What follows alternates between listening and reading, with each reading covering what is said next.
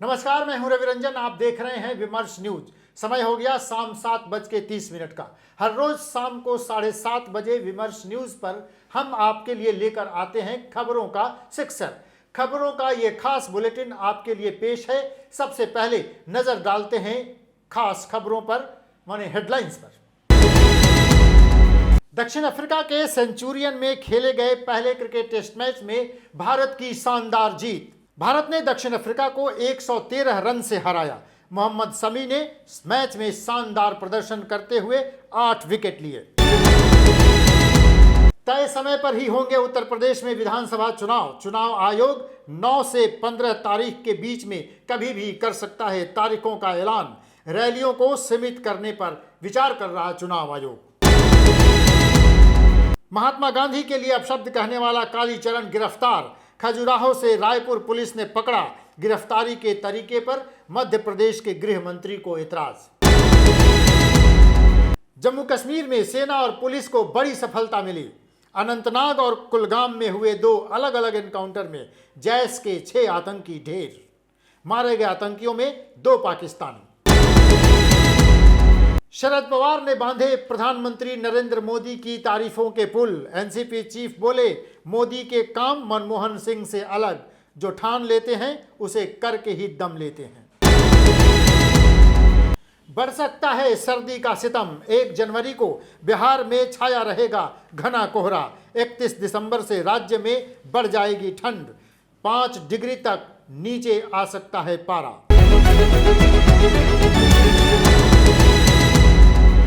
दक्षिण अफ्रीका के सेंचुरियन में भारत और दक्षिण अफ्रीका के बीच खेला गया पहला टेस्ट मैच भारत ने जीत लिया है। भारत ने दक्षिण अफ्रीका को 113 रनों से हराया है। देखिए पूरी रिपोर्ट। भारत और साउथ अफ्रीका के बीच सेंचुरियन में खेला गया पहला टेस्ट मैच इंडिया ने 113 रन से जीत लिया है। अफ्रीका के सामने 305 रनों का टारगेट था। इसके जवाब में टीम 191 रन पर ही धराशायी हो गई।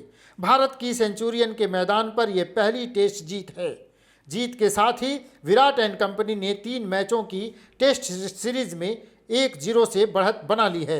सेंचुरियन 56वां ऐसा मैदान बना जहां टीम इंडिया ने कोई टेस्ट मैच जीता हो। इसके साथ ही भारत ने सबसे ज़्यादा ग्राउंड पर टेस्ट जीतने के मामले में ऑस्ट्रेलिया के वर्ल्ड रिकॉर्ड की बराबरी कर ली है।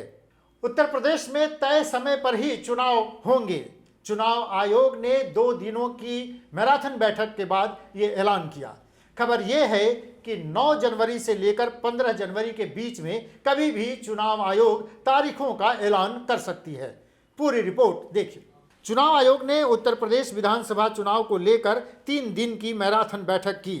उसके बाद मुख्य चुनाव आयुक्त सुशील चंद्र ने कहा कि उत्तर प्रदेश में वर्तमान सरकार का कार्यकाल 14 मई को समाप्त हो रहा है, तो उसी समय अब नया चुनाव भी करा लिया जाएगा। निर्वाचन आयोग सामान्य पोलिंग ही कराएगा। मुख्य चुनाव आयुक्त ने कहा कि हमारा प्रयास है कि प्रलोभन फ्री इलेक्शन हो। इस बारे में हमारी मुख्य सचिव, डीजी और सभी राजनीतिक दलों से बातचीत हो चुकी है।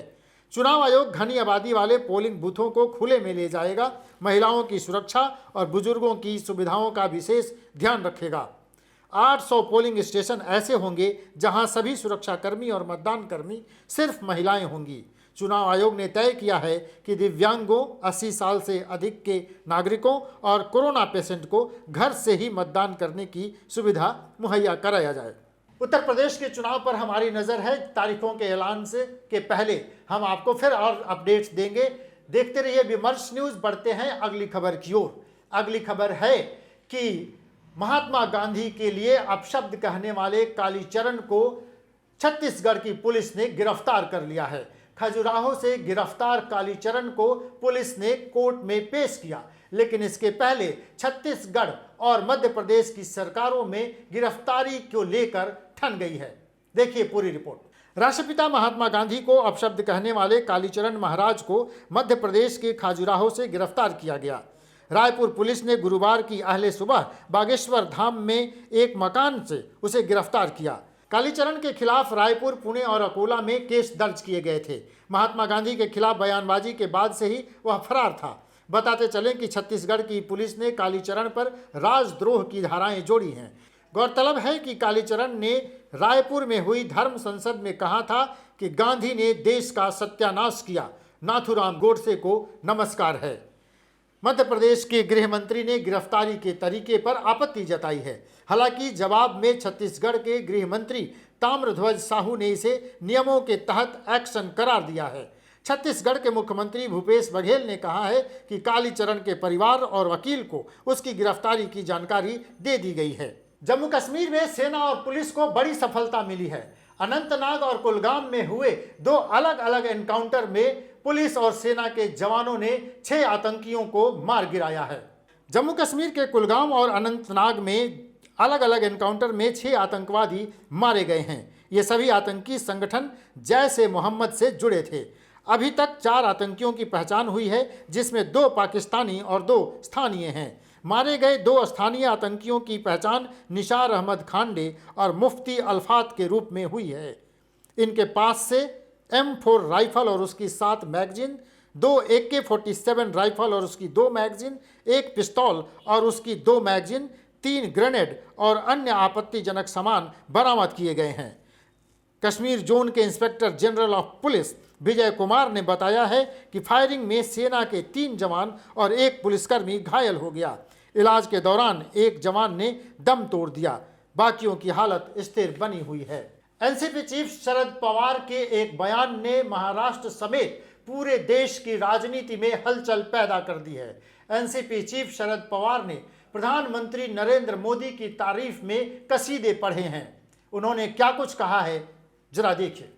बीजेपी की धुर विरोधी राष्ट्रवादी कांग्रेस पार्टी के चीफ शरद पवार के बयान ने न केवल महाराष्ट्र की बल्कि देश की राजनीति में हलचल पैदा कर दी है। शरद पवार ने प्रधानमंत्री नरेंद्र मोदी की जमकर तारीफ की है। बुधवार को मुंबई में आयोजित एक कार्यक्रम में एनसीपी चीफ ने कहा कि प्रधानमंत्री नरेंद्र मोदी की प्रशासन पर अच्छी पकड़ है और यह उनका पक्ष काफ़ी मजबूत करता है। शरद पवार ने पीएम के कामकाज की शैली की प्रशंसा करते हुए कहा कि एक बार वह कोई ठान लेते हैं तो उसे पूरा करके ही मानते हैं। शरद पवार ने कहा कि मोदी बहुत प्रयास करते हैं और काम पूरा करने के लिए पर्याप्त समय देते हैं। उन्होंने कहा कि मोदी का स्वभाव ऐसा है कि एक बार जब वह किसी भी काम को हाथ में लेते हैं तो वह सुनिश्चित करेंगे कि जब तक वह काम अपने निष्कर्ष तक नहीं पहुंच जाता तब तक वह नहीं रुकेगा। शरद पवार ने कहा कि मोदी के पास अपने सहयोगियों को साथ ले जाने का एक अलग तरीका है और वह शैली मनमोहन सिंह जैसे पूर्व प्रधानमंत्रियों में नहीं थी। पूरे देश में कड़ाके की ठंड पड़ रही है। पश्चिम की ओर से आने वाली शीतल हवाओं के कारण उत्तर भारत के मैदानी इलाके में ठंड बढ़ते ही जा रही है। सर्दी का सितम लगातार जारी है।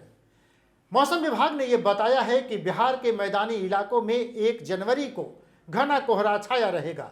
हालांकि 31 दिसंबर से ही बिहार में पारा गिर सकता है और कड़ाके की ठंड पड़ सकती है। हर रोज बदलते मौसम के कारण आम जनजीवन अस्त व्यस्त हो गया है।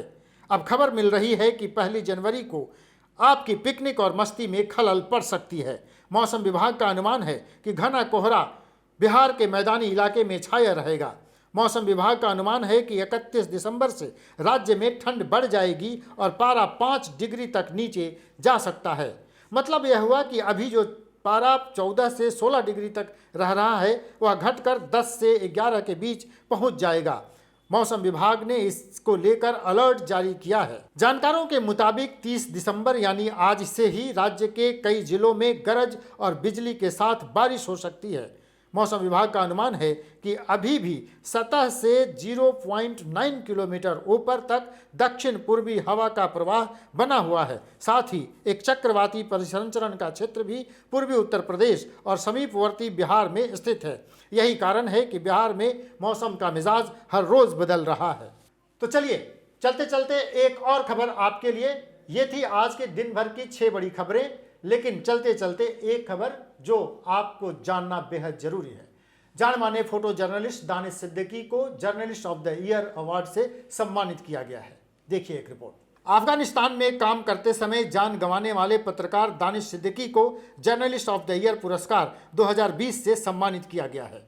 सिद्दीकी को खोजी और प्रभावशाली पत्रकार फोटोग्राफी में उनके काम के लिए यह पुरस्कार दिया गया। उनकी पत्नी फ्रेडरिक सिद्दीकी ने पुरस्कार ग्रहण किया है। भारत के चीफ जस्टिस एन.वी. रमन्ना ने मुंबई प्रेस क्लब की ओर से आयोजित कार्यक्रम में सालाना पत्रकारिता में उत्कृष्टता के लिए रेड इंक पुरस्कार प्रदान किए हैं।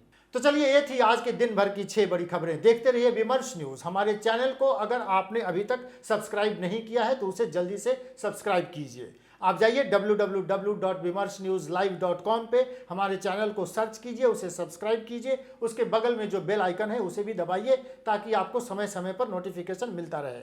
देखते रहिए विमर्श न्यूज़। हर रोज़ शाम को 7:30 बजे खबरों के सिक्सर के साथ हम हाजिर होते ही हैं, कल भी हाजिर होंगे। देखते रहिए विमर्श न्यूज़। नमस्कार।